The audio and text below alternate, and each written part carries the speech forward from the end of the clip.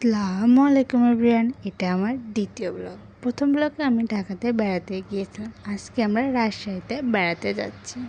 চারদিকে ধান ক্ষেত, অনেক সুন্দর লাগছে।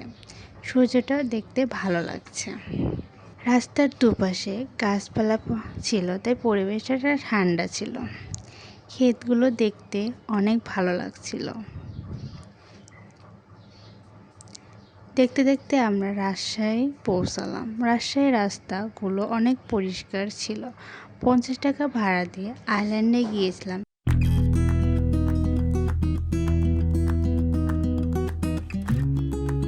একটা ফুটবল মাঠ দেখি,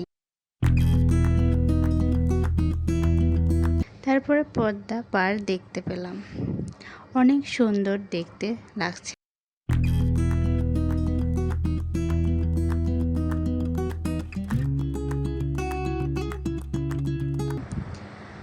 আমরা চলেই আসছিলাম, হঠাৎ দেখলাম মেহেদী হাসানের ছবি ফুচকার গাড়িতে করে। খাবারে নিয়েছিলাম রাজশাহীর বিখ্যাত কালাই রুটি আর হাঁসের গোস্ত।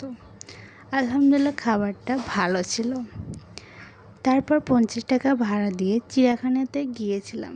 দেখলাম অনেক বড় ফুলের বাগান। কিছু ফুল গাছ গরমে মারা গিয়েছিল, আর কিছু ছিল। দেখলাম গাছ দিয়ে হাতি বানিয়ে রেখেছে। পার্কটা অনেক বড় ছিল। দেখলাম দুটি খরগোশ, দুটি বানর। অনেক দূরে গিয়ে দেখলাম হরিণ অনেকগুলো।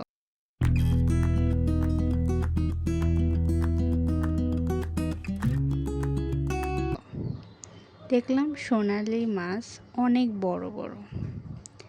দেখলাম একটা বানর দাঁড়িয়ে হাসছে, দেখে হাসি লাগলো। একটা ঘোড়া দেখলাম। চারিপাশে অনেক ধরনের ফুল গাছ ছিল।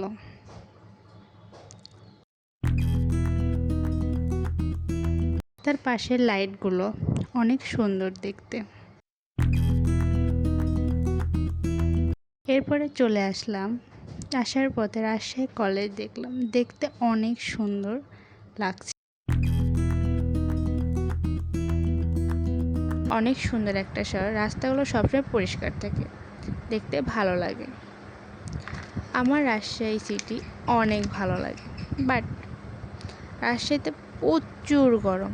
আজ এ পর্যন্ত, please like this, subscribe my channel. আল্লাহ হাফেজ।